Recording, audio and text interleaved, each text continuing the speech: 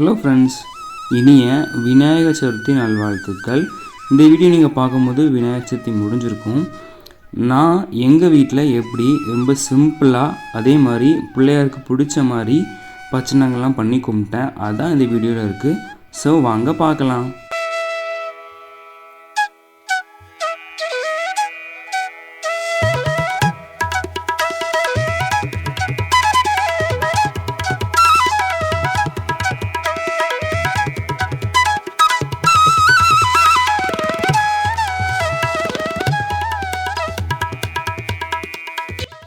அம்மா கிச்சனில் வேலையை பார்க்க ஆரம்பித்தோடனே நான் பூஜாரை டெக்கரேட் பண்ணுறது, விளக்குக்கு பொட்டு வைக்கிறது, விநாயகரை டெக்கரேட் பண்ணுறது அப்படி பண்ண ஆரம்பிச்சிட்டேன். அம்மா சரி பச்சைங்கள்லாம் பண்ணட்டும் அப்படின்னா சீக்கிரம் வேலை முடியும்னு சொல்லிட்டு நான் விளக்குலாம் பொட்டு வச்சுலாம் எடுத்து வச்சுட்டு அதுக்கப்புறமா நான் தொடர்ந்து கிட்டத்தட்ட ஒரு 3-4 வருஷம் ஒரு நாள் கூட தவறாமல் விநாயகருக்கு அபிஷேகம் பண்ணிகிட்டு இருந்தேன். இப்போ தான் சில பல காரணங்களுக்காக அபிஷேகத்தை விட்டுட்டேன். ஒரு நல்ல நாட்கள், விசேஷ நாட்களுக்கு நான் அபிஷேகம் பண்ணுவேன். அதே மாதிரி இன்றைக்கி விநாயகருக்கு ரொம்பவே உகந்த நாள். அதனால நான் அபிஷேகம் பண்ண ஆரம்பிச்சிட்டேன் விநாயகருக்கு.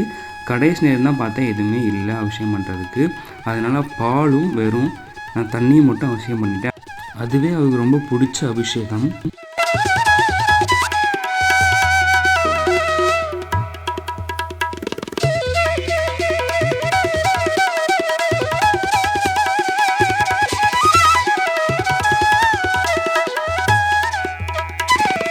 இந்த இடத்துல எங்கள் தாத்தாவை நான் ரொம்ப மிஸ் பண்ணுறேன். எங்கள் தாத்தாவுக்கு விநாயகர்னால் அவ்வளோ பிடிக்கும்.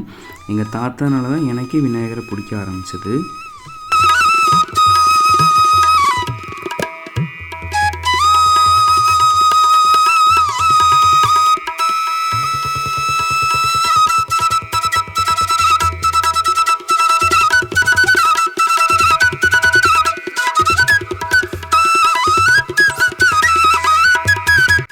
அபிஷேகம் பண்ணி முடிச்சுட்டு சிம்பிளாக ஒரு சந்தன குங்குமம் வச்சுட்டு ஒரு சின்ன ஆராத்தி காட்டிட்டு பிள்ளையாரை எடுத்து நான் அவருக்கு அங்கவஸ்திரம்லாம் கட்டி விட்டு ரெடி பண்ண ஆரம்பிச்சிட்டேன்.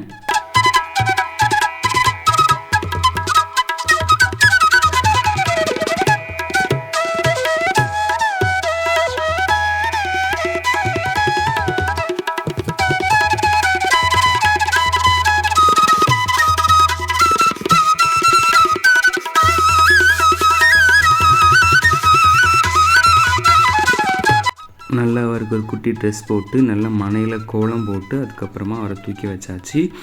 அதுக்கப்புறமா அவருக்கு ரொம்ப பிடிச்ச மாலைகள் அப்படி சாத்தினேன். அவர் சின்ன ஆரம் ஒன்று, அதுக்கப்புறமா அருகம்புல் மாலை, அவருக்கு பிடிச்ச எருக்கம்பூ மாலை சாத்தினேன். வெள்ளை எருக்கலை அவ்வளோ கிடைக்கல, நம்ம 2 எருக்கம்பூவும் போடலாம். நான் இன்றைக்கி இந்த பர்பிள் கலர் எருக்கம்பூ தான் போட்டேன். நல்லா 2 ஆரமாக சூப்பராக கெட்டி கொஞ்சமாக பிச்சுப்பை வச்சு நல்லாவே அலங்கரிச்சாச்சு. சைடில் 2 விளக்கும் வச்சாச்சு. இப்போ பக்ஷணங்கள் தான் பண்ணிகிட்ருக்காங்க. அம்மா எல்லாமே ரெடி பண்ணிகிட்ருக்காங்க. ரெடி பண்ணிவிட்டு இப்போ நம்ம சாமி கும்பிட ஆரம்பிக்கலாம். என்னெல்லாம் பண்ணுறாங்கன்னு தெரியலை எனக்கு. ஃபஸ்ட்டு சுண்டல் விசில் வந்துச்சு, அது தெரியும். அதுக்கப்புறமா கொலக்கட்டை, வேறு என்ன பண்ணுறாங்கன்னு தெரியல.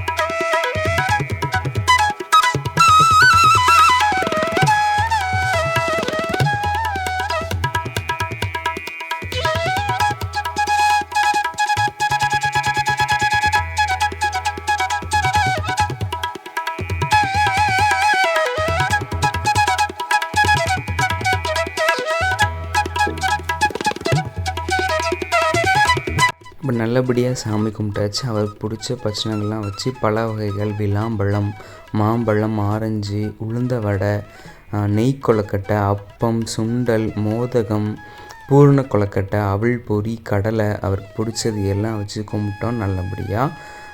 விநாயகரும் நல்லபடியாக சாப்பிட்டாரு. எப்போவுமே விநாயகரை 3 நாள் கீழே வச்சுருப்பேன். இந்த வருஷம் 5 நாள் கீழே வைக்கலான்னு பிளான் பண்ணியிருக்கேன். சிலை கரைக்கிறவங்க 3 நாள் 5 நாள் 9 நாள் 7 நாள் அப்படி எடுத்துகிட்டு போவாங்க. வீட்டில் இருக்க பிள்ளையர் அப்படி நம்ம ரெடி பண்ணிட்டு சாமி கும்பிட்டு மேலே தூக்கி வச்சிடலாம்.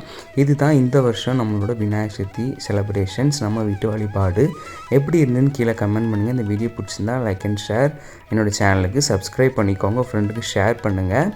3 நாளோ 5 நாளோ விநாயகர் நீங்கள் கீழே வைக்கிறீங்கன்னா தினமும் உங்களால் முடிந்த ஏதாவது ஒரு பிரசாதம் அவருக்கு வச்சு கும்பிட்டுட்டு 5ஆவது நாள் மேலே தூக்கி வச்சுருங்க.